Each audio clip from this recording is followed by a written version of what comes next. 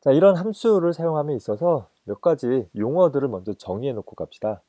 매번 함수에 대해서 이렇게 우리가 앞에서 설명했던 것처럼 풀어가면서 길게 설명하기에는 나도 힘들고 또 여러분들도 모호하게 알아들을 수 있기 때문에 두 가지 용어를 먼저 좀 정의를 해보려고 그래요.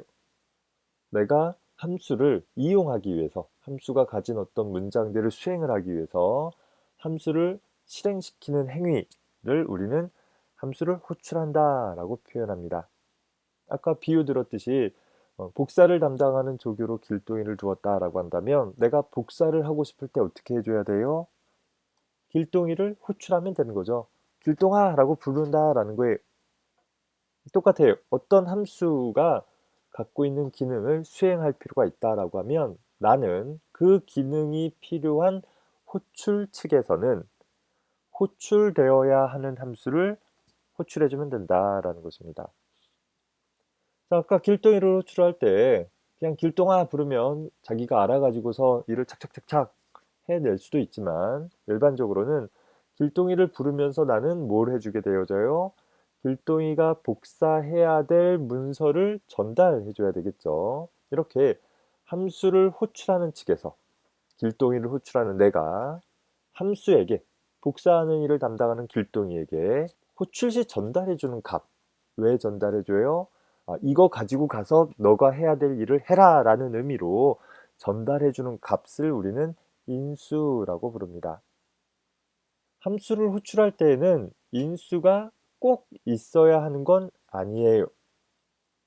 아까도 비유를 들었듯이 보드마카를 가져다 주는 조교가 있으면 그냥 그 조교를 부르면 보드마카 하나 가져오겠죠. 함수를 호출하는 구문은 여기 가운데 나와 있는 것처럼 함수 이름 괄호괄호의 형태를 취하고 있습니다. 어떤 함수 이름 써주고 그 옆에 괄호괄호 써주게 되어지면 그건 하나의 함수 호출문으로 인지되어진다라는 것이죠. 길동이를 호출한다. 홍길동 괄호괄호 형태가 되는 것이에요. 어? 앞에서 봤던 어떤 형태와 비슷하지 않아요?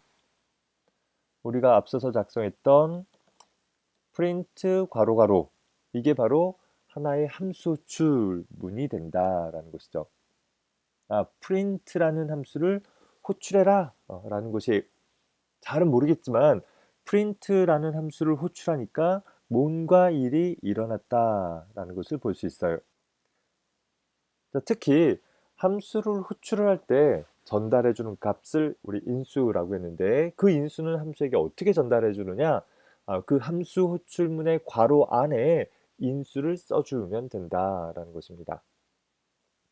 다시 여기 보면 print라는 함수를 호출할 때 여기 녹색으로 표현한 부분 있죠. 따옴표 치고 hello world라는 내용을 써주니까 결국 얘는 뭐가 되겠어요? print라는 함수를 호출하면서 야, hello world 가지고 가서 네가 해야 할 일을 해라고 전달을 해준 거예요. 마찬가지로 두 번째 문장 보면 굿잡이라는 내용을 가지고 가서 네가 해야 될 일을 해라고 요청을 한 것이죠. 프로그래머인 내가 print라는 함수를 가지고서 뭔가 hello world라는 또 굿잡이라는 내용을 그 함수에게 인수로 전달해 주니까 어떤 일이 일어났어요? 화면에 hello world라고 출력이 되고 굿잡이라고 출력이 되더라 라는 것입니다. 이렇게 우리 지난 시간에도 살펴봤듯이 print라는 함수는 하나의 인수를 전달받는다라고 하면 그 전달받은 인수의 내용을 화면에 출력해주는 일을 담당해주는 함수이다라는 것입니다. 간단하죠? 다만 주의할 것은 그 인수로 전달되어질 것이 문자열 데이터, 그러니까 뭔가 문자열, 내가 화면에 표시할 문자열이다라고 했을 때 반드시 따옴표로 감싸주어야 한다라는 점만 기억을 해둡시다. 뒤에 가서 다루겠지만 프로그램이 수행되어질 때 어떤 알파벳 등으로 구성되어지는 단어가 나오는데 그 단어가 따옴표 안에 들어있지 않으면 어떤 이름, 프로그램이 문장들을 수행할 때 사용되어지는 함수 이름과 같은 어떤 식별자로 인지를 하게 되어져요. 나는 식별자로서 헬로 월드가 아니라 헬로 월드라는 어떤 문자열인 데이터를 출력하고 싶은 거잖아요. 그래서 반드시 따옴표로 둘러싸줘야 한다라는 점만 일단 기억해 두고 뒤에 가서 조금 더 자세히 살펴보도록 합시다. 만약에 어떤 함수가 인수를 여러 개 받아야 될 필요가 있다면 어떻게 하겠는가? 자, 그 경우에는 기본적으로 인수는 하나도 전달이 안 될 수도 있어요. 또 하나가 전달될 수도 있어요. 그런데 여러 개가 전달된다라고 하면 각각의 인수를 콤마로 구분을 해서 나열을 해주면 됩니다. 첫 번째 인수 콤마, 두 번째 인수 콤마 이런 식으로 쭉 나열해주면 결과적으로 각각의 인수는 기본적으로 순서대로 함수에게 전달이 되어져서 함수는 그 여러 개의 인수를 받아가지고서 각각 무엇을 해야 되는지를 처리를 하게 되는 것입니다. 아까 길동이 같은 경우에도 복사할 거리만 전달하는 게 아니라 복사할 거리와 수량이라는 두 개의 정보를 넘겨줘야 되겠죠. 길동이는 어떤 걸 몇 부 복사할 것인지를 기억해 가지고 가서 자기가 작업을 수행을 할 때 사용을 하게 될 것입니다. print라는 함수의 경우에 여기 제일 마지막에 있는 것처럼 어떤 여러 개의 문자열들을 콤마로 쭉 나열해서 전달하는 것도 가능하다라는 것을 확인해 볼 수 있는데, 자, 아까 작성한 코드를 살짝 수정을 해 봅시다. 아까 두 개의 print라는 함수 호출문이 있었었는데, 호출을 하면 hello world라는 문자열과 굿잡이라는 문자열이 각각의 한 줄에 하나씩, 그러니까 엄밀히 따져보면 print라는 함수는 인수로 전달받은 내용을 화면에 출력하고 줄바꿈 처리까지도 수행을 해주는 함수입니다. 만약에 헬로 월드와 굿잡 사이에 어떤 빈 줄을 하나 삽입해주고 싶다라고 하면 어떻게 해주면 되겠어요? 프린트 하고 나서 뭔가 빈 문자를 아무것도 입력하지 않은 애를 인수로 전달을 해서 출력해라 라고 먼저 해볼 수 있겠죠. 저장해야 되는데 뭐 굳이 저장하지 않더라도 바로 실행하면 저장하고 실행할 것이냐 물을 거예요. 이렇게 갑시다. 좀 더 간단하게. 확인 눌러주게 되면 이제 어떻게 되겠어요? 헬로 월드 출력하고 빈줄 출력하고 그리고 굿잡이라고 출력이 되는 거죠. 자, 이렇게 빈 줄만 출력하고자 한다라고 하면 이 print라는 함수는 좀 특별한 함수인데 다른 함수들과 우리가 사용할 일반적인 다른 함수와 다르게 인수의 개수가 가변적일 수 있어요. 일반적인 함수는 인수가 몇 개인지가 고정되어 있는데 반해서 print라는 함수는 좀 특이하게 인수가 하나일 수도 있고 여러 개일 수도 있다라는 것입니다. 심지어는 인수가 없을 수도 있어요. 이렇게 빈 괄호로 인수를 지정해주지 않으면 어떻게 되는가 보면 아까 빈 문자열을 넘겼을 때와 마찬가지로 빈 줄이 하나 삽입되어지는 일을 살펴볼 수 있습니다. print라는 함수 출시 인수를 지정하지 않으면 그냥 빈 줄만 출력하고 다음으로 넘어가는구나. 하나의 인수를 넣어주면 그 인수를 출력하고 그리고 다음 줄로 넘어가는구나 라는 것을 확인을 해 봅시다. 이렇게도 한번 봅시다. 똑같이 프린트 해서 헬로 콤마 월드 콤마 이렇게 바꿔봤습니다. 첫 번째 줄에 있는 헬로 월드 같은 경우는 전체를 하나의 따옴표로 감싸 주었는데 이제는 헬로라는 나눠서 봅시다. 헬로라는 문자열이 한 덩어리, 월드라는 문자열이 한 덩어리 이렇게 두 덩어리의 문자열들을 각각 만들어 놓고 얘를 각각 프린트의 인수로 전달한 것입니다. 아까 함수 출시 여러 개의 데이터를 전달하고자 하면 콤마로 구분을 할 수 있다라고 했었죠. 헬로라는 한 덩어리와 월드라는 한 덩어리 두 덩어리를 프린트에게 각각 전달해 준 것이에요. 자, 실행해서 보면 어떻게 처리되는가 보면 역시 헬로 월드 출력된 것처럼 헬로우와 월드가 각각 출력이 되어지는 것을 볼 수 있어요. 다만 차이점은 print라는 함수를 여러 개 사용한 경우 헬로 월드와 굿잡은 어떻게 돼요? 하나의 인수를 출력하고 강제로 다음 줄로 전달되어지는 데 반해 하나의 출력문, 그러니까 하나의 프린트문에서 사용한 헬로우와 월드는 한 줄에 출력되고 있다라는 것을 볼 수 있어요. 더불어서 첫 번째 전달된 인수와 두 번째 전달된 인수가 자동으로 공백 한 칸으로 떨어져서 표시가 되어진다라는 특징도 나타나고 있습니다. 자, 또 하나 작성해 봅시다. 프린트 해서 여러분 반갑습니다 라고 입력을 해봅시다. 한글도 잘 처리가 되어져요. 실행해보면 어떻게 되겠어요? 여러분 반갑습니다가 한 줄에 출력되어지되 여러분이라는 내용과 반갑습니다라는 내용이 자동으로 한 칸 띄어져서 출력이 되는 것을 볼 수 있습니다.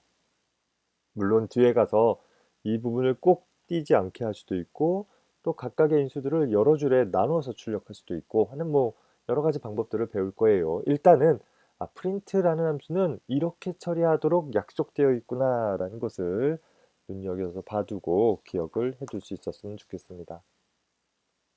간단한 테스트를 하나 해봅시다. 이렇게 매번 문자열만 출력하니까 우리가 컴퓨터가 계산기인데 계산기로서의 의미가 별로 없잖아요. 그래서 해보기를 좀 잘 보일 수 있게 위로 올려서 볼게요.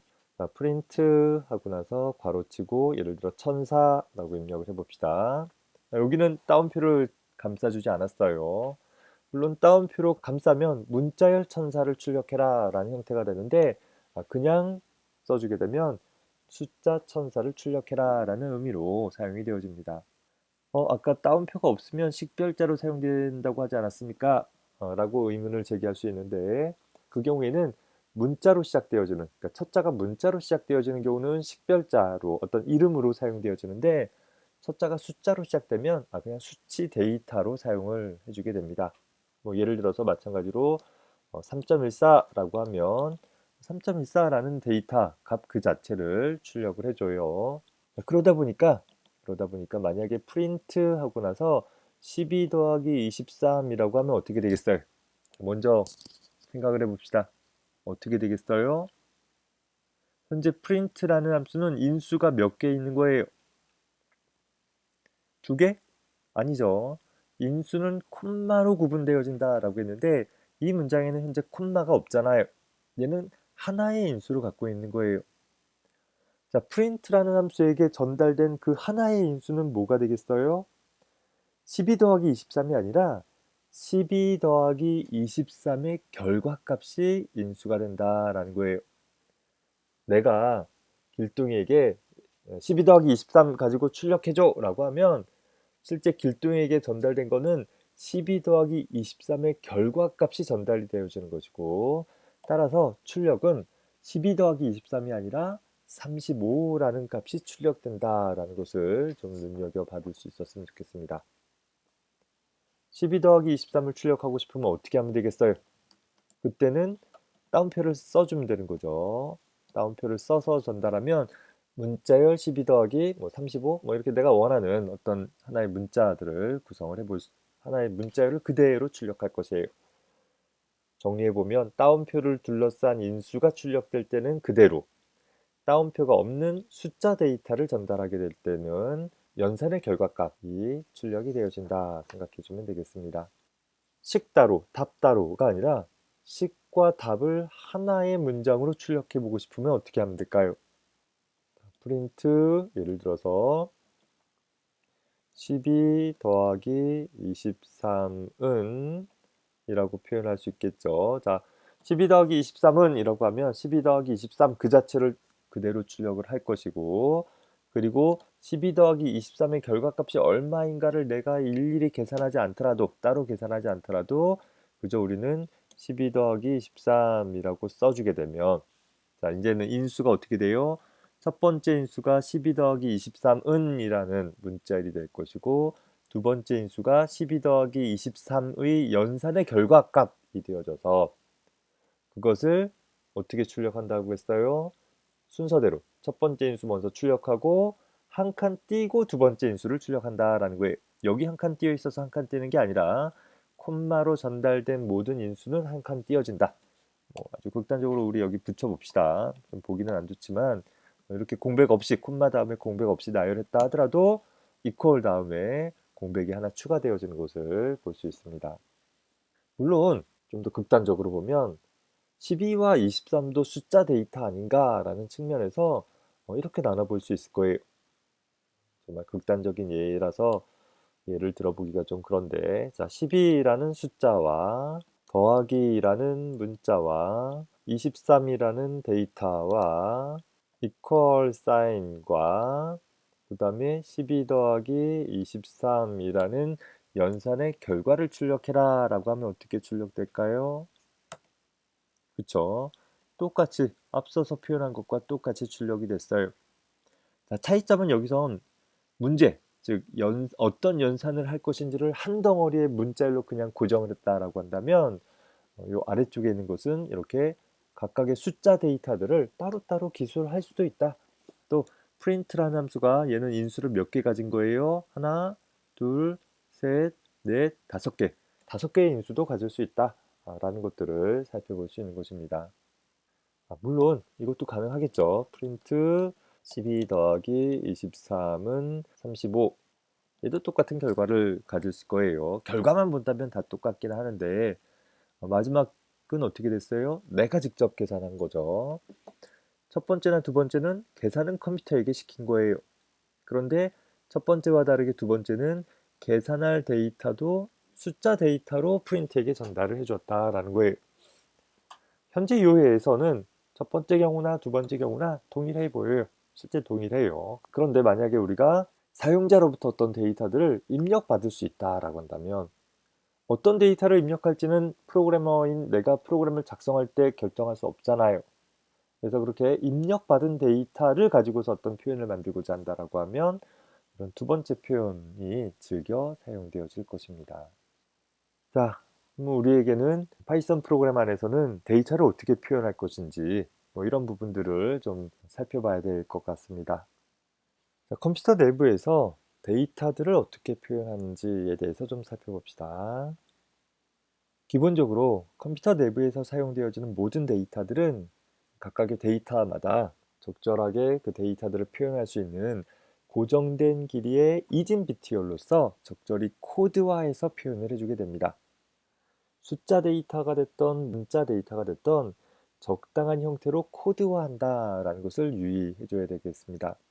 다만 숫자 데이터는 좀 더 계산하기 용이한 형태로 오차를 좀 줄일 수 있고 더 빠르게 계산할 수 있는 형태로 코드화할 것이고, 문자 데이터는 각각의 시스템 간에 서로 다른 종류의 시스템이다 하더라도 쉽게 호환될 수 있도록, 즉 하나의 시스템에서 작성한 내용을 다른 시스템에서도 특별한 변환 과정 거치지 않고 볼 수 있는 형태로 아마 코드화가 될 것입니다.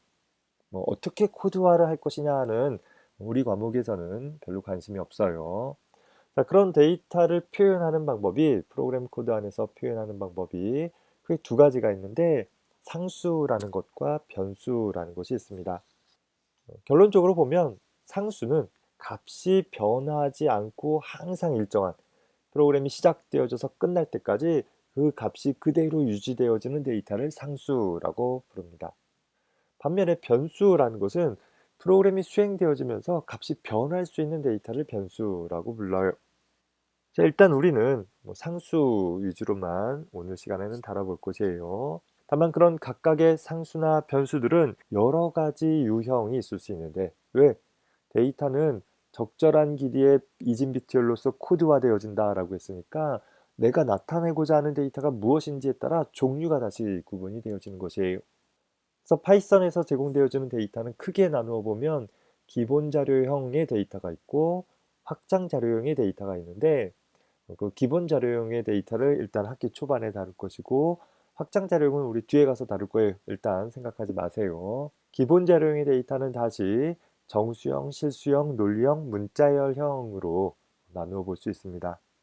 즉 정수 데이터가 있고 실수 데이터가 있고 논리형 데이터가 있고 문자열 데이터가 있다라고 생각해 주면 되겠죠. 이런 데이터들에 대한 상수 표현을 보면, 아까 상수 뭐라고 그랬었어요? 한번 정의된 이후에 값이 바뀌지 않고 그대로 유지되어지는 데이터를 상수라고 했었죠. 보통은 값 그 자체를 나타내는데 그런 상수가 바로 정수형 상수, 실수형 상수, 논리형 상수, 문자열 상수 여러 가지로 구분된다라는 것이에요. 자, 정수형 상수는 말 그대로 그냥 정수값 자체로 표현되어져서 계산에 사용되어지는 상수들을 가리켜요. 0을 포함해서 양의 정수, 음의 정수 등이 있어요. 모든 데이터는 일정한 길이의 비트열로서 코드화되어진다라고 했으니까 실제 수학에서 사용하는 정수처럼 마이너스 무한대부터 플러스 무한대까지 다 포함할 수는 없어요. 일정한 제약되어진 범위가 있다라는 것인데 그냥 우리가 이번 학기에 사용하는 것은 우리가 일상적으로 사용하는 정도 범위의 정수로 다 표현이 되어질 것이에요. 기본적으로는 십진수 형태로 정수를 표현하게 되는데 좀 특별하게 이진수나 팔진수나 십육진수로 표현을 하고자 한다면 각각 0b, 0o, 0x에 접두사를 붙여주면 됩니다. 즉 0b, 11, 01은 이진수 11, 01을 나타내는 것이고 0x, 1f라는 것은 16진수 1f를 나타낸다라고 생각을 해보면 되겠습니다. 진법, 진수라는 거 보면 한 자리 숫자를 나타내기 위해 몇 개의 숫자를 사용하느냐와 관계되어지는 것이죠. 잘 모르면 인터넷 한번 검색해보면 개략적인 내용을 금세 볼 수 있을 것입니다. 자, 반면에 실수형 상수 보면 실수는 소수점을 포함하고 있는 수 혹은 아주 큰 정수나 혹은 소수점이 아주 많은 수인데 고정된 비트열로 데이터를 표현하는 컴퓨터 내부에서는 무한개의 실수를 다 표현할 수 없겠죠. 예를 들어서 소수점이 아주 많다라든가 아주 큰 그런 정수들을 표현할 수 있도록 하기 위해 프로그래밍 언어에서는 부동소수점수라는 좀 근사화되어진 방법으로 수를 표현하는 방법을 통해 하나의 실수를 나타내 주게 됩니다. 정수와 좀 다르게 실수는 더 많은, 더 넓은 범위의 다양한 형태의 수들을 표현하기 위해 근사화되어진 표현 방법을 사용한다 정도만 기억을 하고 넘어갑시다. 자, 이런 실수형 상수도 표기 방법을 보면 소수점 표기 형식이 기본적으로 사용되어지는데 보통 이제 공학용 계산기 같은 데에서는 지수값 같은 경우들을 뭐 2의 마이너스 12승이라든가 뭐 이런 지수값들 형태로 표현할 수 있도록 하기 위해서 여기 세 번째, 네 번째 나와 있는 것처럼 이렇게 3.142 되어 있으면 3.14 곱하기 10의 마이너스 12승이라는 표현이 될 것이고 3.142, 12라고 되어 있으면 3.14 곱하기 10의 12승이라는 표현이 되어지기도 합니다. 어떤 과학적 표기법 같은 것들이 사용되어지기도 하는데 그냥 우리는 소수점 표기 형식으로 주로 사용하게 될 것입니다. 자, 다음으로 보면 논리형 상수라는 것이 있는데 자, 논리라는 값은 맞다 틀리다 딱 두 가지가 있습니다. 논리 참이냐 논리 부정이냐 두 가지를 나타내기 위해 true, false라는 문자열이 사용되는데 주의할 것은 대소문자를 구분을 해서 첫 자가 대문자이고 나머지는 꼭 소문자로만 쓰여진 또 따옴표로 둘러싸여지지 않은 true, false가 논리형 상수이다라는 것입니다. 우리가 앞에서 본 것처럼 또 제일 마지막에 되어 있는 것처럼 어떤 하나의 문자 혹은 문자열이 있는데 그것이 따옴표로 둘러싸였다라고 하면 따옴표의 종류는 중요하지 않아요. 하여튼 같은 종류의 따옴표로 둘러싸여진 한 덩어리의 데이터는 문자열 상수, 즉 사용자에게 보여지거나 내부적으로 사용되어질 그저 그냥 문자들의 나열인 그런 데이터로 취급이 되어집니다. 다시 말해서 그냥 0이라는 것은 정수상수인 것이고 0.0이라는 건 실수상수형인 것이고 따옴표 0이라고 되는 건 문자열 상수가 된다라는 것이죠. 데이터를 표현할 수 있는 방법 중에 상수라는 것을 살펴봤고 일단 오늘은 여기까지만 살펴보도록 합시다. 변해가는 것은 뭐 좀 복잡하게 느껴질 수 있으니까 다음에 다뤄보도록 할게요. 자, 다음으로 우리가 살펴볼 것은 함수라는 것을 살펴볼 것인데 앞에서 함수 살펴봤잖아요. 그런데 여기에서는 앞에서는 이미 존재하는 어떤 임의의 함수를 호출해서 어떤 작업을 수행하는 소위 호출 방법을 배웠다라고 하면 이 부분에서는 내가 원하는 문장들의 묶음으로 하나의 함수를 새로 정의하는 방법을 살펴보도록 하겠습니다. 연관된 문장들의 집합으로서 함수라는 것을 정의할 수 있다라고 했을 때 내가 정의한 함수를 우리는 사용자 정의 함수라고 표현을 할 것입니다. 자, 이런 함수를 정의하기에 앞서서 먼저 살펴볼 것은 식별자에 대해서 좀 살펴보려고 합니다. 앞서서 함수는 뭐라고 그랬어요? 연관된 하나의 일을 처리하기 위해 필요한 여러 문장들의 묶음이라고 그랬었죠. 앞에서 우리 소개했던 문장에 대해서 소개했을 때 블럭이라는 개념을 소개했었는데 연관된 문장들을 한 덩어리로 묶어 놓을 수 있다라고 했어요. 자, 그런데 묶여진 그런 문장들의 덩어리가 여러 종류가 있다라고 하면 예를 들어서 보드마카를 갖고 오는 일을 하는데 수행되어지는 문장들도 있을 것이고 복사를 담당하는 문장들도 있을 것이고 게시판의 성적을 게시하는 문장도 있고 이렇게 여러 가지 할 일들의 그룹들이 있다라고 한다면 이 각각의 그룹들을 조금 더 쉽게 식별하고 또 필요에 따라서 쉽게 이용할 수 있도록 호출할 수 있도록 하기 위해서 우리는 함수라는 블럭에다가는 이름을 고유한 이름을 부여하게 되어집니다. 자, 이렇게 프로그램 내부적으로 어떤 하나와 또 다른 하나를 구별할 때 식별할 때 사용할 수 있는 이름들을 식별자라고 부르는데 식별자는 그냥 아무렇게나 작성하면 되는 것이 아니에요. 그래서 식별자 작성 규칙이라는 것이 있습니다. 물론 식별자는 각각을 식별해 줘야 되니까 프로그램 내부에서 유일하게 식별될 수 있는 이름이어야 해요. 여러분들은 여러분들 집에서 어떤 식별자를 가지고 있죠? 그쵸? 부모님이 여러분들에게 이름을 주어줬잖아요. 그 이름이라는 식별자를 가지고서 다른 가족 구성원과 식별되어질 수 있는 것이에요. 자, 그런데 그 고유한 이름을 가지고서 학교에 왔더니 어떻게 되어져요? 학교에는 같은 이름인 다른 친구가 존재할 수 있는 거예요. 그래서 학교에 입학한 각각의 학생들은 또다시 고유한 식별자로 학번이라는 식별자를 부여받는 것이에요. 더 나아가서 우리나라에 속해 있는 국민들은 주민등록번호라는 출생신고를 할 때 부여받게 되는 것이죠. 설사 이름이 같다 하더라도 고유한 학번 혹은 고유한 주민등록번호로 각각의 사람들을 식별하는 데 사용이 되어질 수 있듯이 프로그램 내부에서도 내가 정의한 무엇인가들을 다른 비슷한 다른 것과 구분하기 위해서 식별하기 위해서 식별자들을 지어주게 되는 것입니다. 자, 이런 식별자들은 기본적으로 알파벳 문자들과 숫자 문자 그리고 언더스코프 같은 밑줄 문자 같은 것들을 이용을 하게 되어집니다. 사실 한글로 식별자를 지을 수는 있어요. 그런데 사실 우리 국제화 시대에 내가 작성한 소스 코드를 우리나라 사람만 살펴볼 건 아니잖아요. 내가 작성한 코드를 전 세계에 있는 다른 프로그래머들이 쉽게 살펴볼 수 있으려면 뭔가 공용의 문자들을 사용을 하는 것이 바람직할 것입니다. 그래서 기본적으로 식별자는 알파벳 문자와 숫자 문자들을 이용을 한다라고 기억을 해 주었으면 좋겠고, 다만 기호 문자 같은 경우들 별 표시라든가 더하기 표시라든가 괄호라든가 이런 다양한 기호들은 프로그램 내부에서 어떤 고유한 어떤 연산자로서의 의미들을 갖고 있어요. 그러다 보니까 식별자의 일부에다가 어떤 기호를 사용하게 되면 이게 어떤 연산자로의 의미를 갖고 있는지, 그러니까 어떤 문법적인 의미를 갖고 있는 표식인지 아니면 식별자의 일부인지 굉장히 혼란스러울 수 있겠죠. 이런 것들을 좀 명료하게 하고자 대부분의 기호는 식별자로 사용할 수 없다. 기억할 것은 기호 중에 식별자에 포함되어질 수 있는 기호는 이 밑줄 문자만 가능하다라고 기억을 해둘 수 있었으면 좋겠습니다. 더불어서 알파벳 문자와 숫자 문자로만 구성되어지면 그럼 모든 것이 다 식별자로 쓸 수 있느냐? 그건 또 아니에요. 몇 가지 제약이 있는데 1차적으로 알파벳 대소문자는 구분이 되어져요.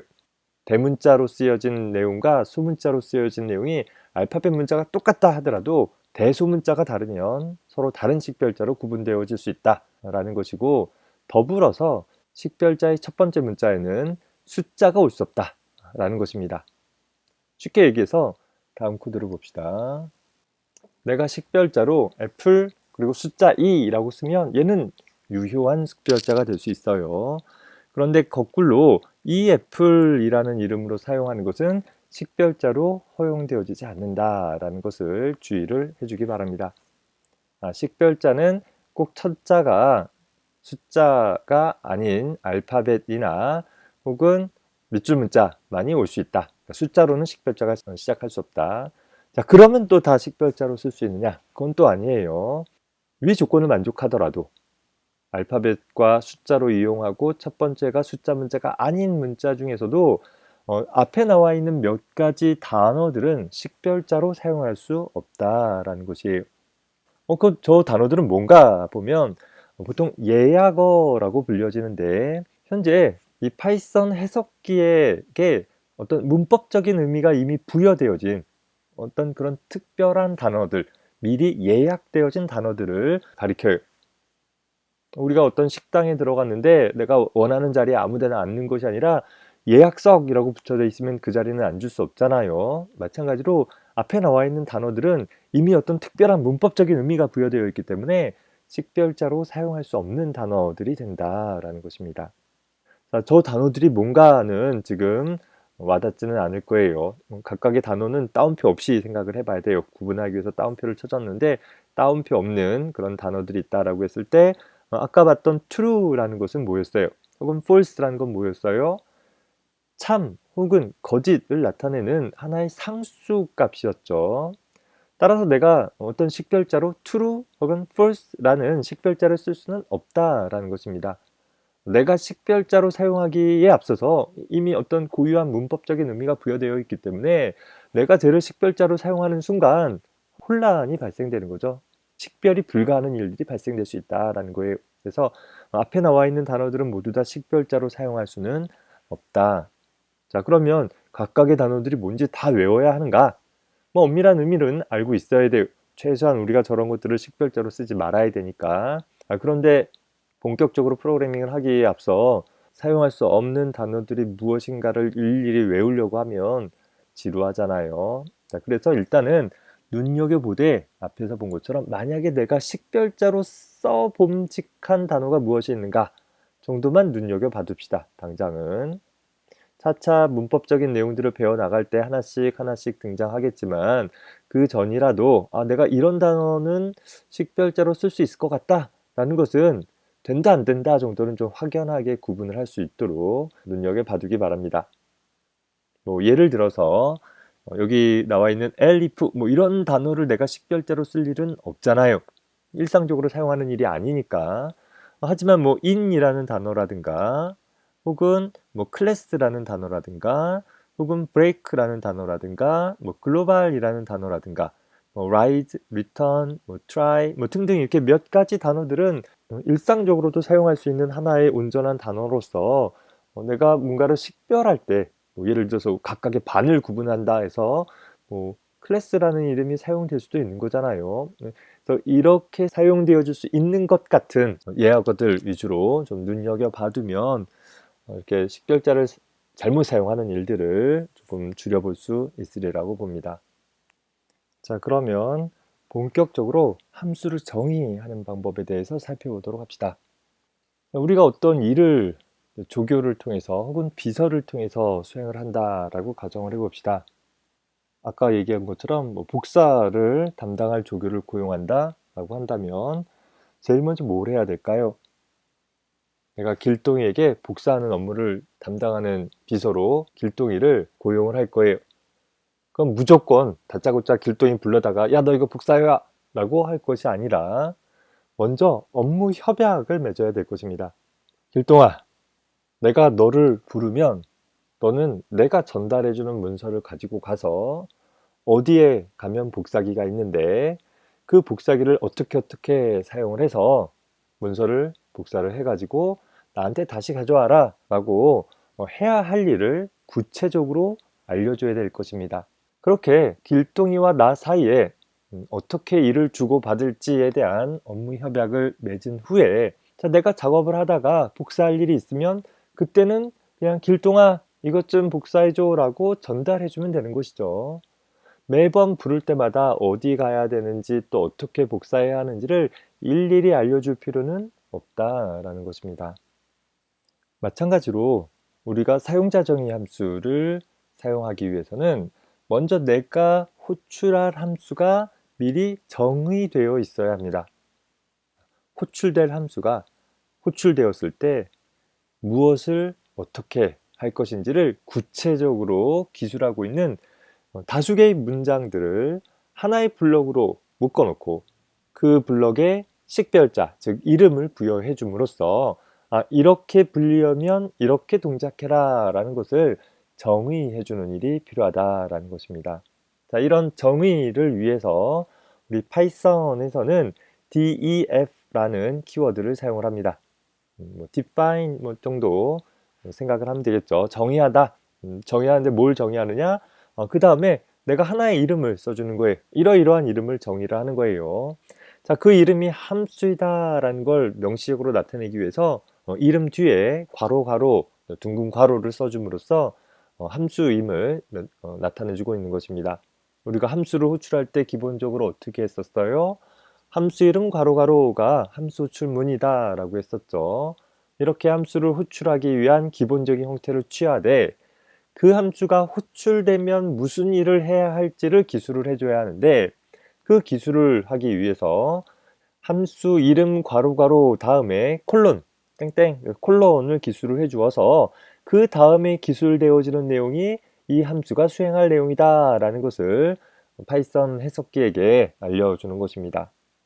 다만 일반적으로 하나의 함수는 한 문장이 아니라 여러 개의 문장의 집합이다 보니까 소위 하나의 블럭으로 구성되어진 문장들의 묶음에 해당하다 보니까 바로 이 콜론 다음에 하나의 블럭을 기술하게 되는데 그 블럭을 기술하기 위해서 우리 파이썬에서는 어떻게 하기로 했었어요? 같은 스텝만큼 들여 써주면 된다라고 했었죠. 그래서 앞에 나온 것처럼 일반적으로 각각의 문장들을 한 줄에 하나씩 써주되 그래야 우리 세미콜론 굳이 안 쓰고 알아보기 쉽게 작성할 수 있잖아요. 한 줄에 하나씩 써주되 각 문장의 시작 지점이 이 def라는 키워드의 시작점보다 한 스텝만큼. 단 주의할 것은 하나의 함수 안에 속해 있는 모든 블럭들은 기본적으로 같은 스텝만큼 들어 써주어야지만 처리가 되어질 수 있어요. 즉 어디는 3칸, 어디는 4칸 이렇게 들쑥날쑥 들여 쓰게 되면 들여는 써 있지만 코드가 좀 깔끔하게 보여지지가 않겠죠. 그래서 파이썬에서는 같은 블럭에 속해 있는 모든 문장들은 기본적으로 같은 스텝만큼의 들여쓰기를 강제해주고 있습니다. 따라서 우리가 들여쓰기를 할 때 스페이스바를 여러 번 눌러서 들여쓰게 되면 들여쓰기 정도가 몇 칸인지 또 매번 스페이스바를 딱딱딱딱 누르는 것이 좀 번거롭게 보여질 수 있겠죠. 자, 그래서 보통은 탭키를 사용을 합니다. 우리 키보드 왼쪽 상단에 보면 알파벳 Q라는 키 옆에 TAB라고 쓰여진 키가 있죠. 일반적으로 우리 워드 프로세서나 메모장 같은 데에서 탭키를 눌러주면 어떻게 되어져요? 한 스텝만큼, 그러니까 일정한 간격만큼이 쭉 들여 써지는 효과가 나타나져요. 코드를 작성할 때 마찬가지로 탭키를 눌러주면 한 스텝 정도가 자동적으로 깔끔하게 들여 써질 수 있기 때문에 탭키를 적절히 활용을 해줄 수 있었으면 좋겠습니다. 자, 이런 기본적인 함수가 어떻게 호출되어지고 또 어떻게 동작되어지는지를 좀 자세히 한번 들여다보려고 합니다. 자, 앞에 나와 있는 간단한 코드는 스크립트 모드로 작성한 하나의 프로그램의 일부이다 라고 했을 때 우리가 딱 봤을 때 보면 이 위쪽에 있는 부분들 이 부분이 현재 show라는 함수를 show라는 이름의 함수를 정의하고 있는 부분인 거죠. 그리고 이 show라는 함수가 호출되었을 때 처리할 문장이 이 def 여기에서부터 한 스텝 들여 써진 이 문장이 될 것이고 print라는 출력문이 될 것이고 이 print라는 출력문을 통해서 항상 같은 처리만 수행이라는 내용을 출력하는 그런 간단한 함수인 것입니다. 자, 이 부분이 뭐예요? 현재 이 부분이 바로 함수를 show라는 이름의 함수를 정의한 부분이 되는 것이 업무 협약을 맺은 거죠. show가 호출되면 이런 일을 해야 돼 라는 것을 업무 협약을 맺었다라고 하면 그 다음에 여기 나와 있는 부분 자, 이 구문은 def와 같은 줄에 맞춰 있죠. 자, 그러다 보니까 얘는 함수에 포함된 문장이 아니라 독립된 문장인 거예요. show라는 함수를 호출하는 문장이 되는 거죠. 자, 스크립트 모드의 가장 시작에서부터 쭉 명령어 해석기가 해석을 해나가는데 이 구문을 만나면 어떻게 해석하냐면 show라는 함수를 정의하고 있구나 show라는 함수가 호출하면 이 일을 해야 되는 거구나 라는 것을 알 수 있게 되는 거예요. 아직 이 동작이 일어났어요? 안 일어났어요? 안 일어났어요. 그냥 show가 호출하면 이 일을 해야 된다라는 것이 해석기가 알고 있는 상황이 된다라는 것입니다. 그러다가 show라는 함수 호출문을 만나게 되어지면 비로소 show라는 함수를 호출하게 된 거예요. 누가? 해석기가. 길동아 부른 것처럼 show 이렇게 부르게 되면 그러면 이제 제어의 흐름이 기본적으로 스크립트 모드의 각각의 문장들은 제일 위에서 아래 방향으로 하나씩 한 문장씩 수행이 되어지는데 이렇게 함수 주문을 만나면 어떻게 되느냐? show라는 함수가 어떻게 동작하는지를 알아야 되잖아요. 그래서 그것을 처리하기 위해서 어떻게 되어지는가 잘 봅시다. show라는 함수 주문을 만나면 현재의 흐름은 더 이상 진행하지 않은 채로 현재 프로그램의 제어의 흐름이 show라는 함수의 시작 부분으로 이동하게 되는 거예요. 아까는 show라는 함수가 이런 동작을 하는 함수야 라는 소위 업무 협약에 대한 내용들을 확인하고 넘어갔다라고 하면 이제는 show라는 함수 호출을 통해서 여기 이 문장이죠. print라는 함수를 구동해야 하는 일들이 실제 처리되어지게 되는 것입니다. 즉 화면에 항상 같은 처리만 수행이라는 내용이 출력되게 되는 것이죠. 자, 여러 문장이 있으면 이제 순차적으로 여러 문장을 다 처리를 하다가 현재 그 함수에 속해 있는 마지막 문장, 즉 같은 간격의 들여쓰기가 해제되어지는 경우이죠. 지금 여기 보면 요만큼 들여쓴 문장은 여기서 끝나는 거잖아요. 그 마지막 문장이 처리가 되어지고 나면 자동으로 호출축으로 복귀하게 된다라는 것이 함수를 호출한 시점으로 복귀한다라는 거죠. 물론 복귀 지점은 아까 함수 출문 다음으로 복귀하게 될 거예요. 그래야지 이제 다음 문장을 처리해 나갈 수 있게 될 테니까요.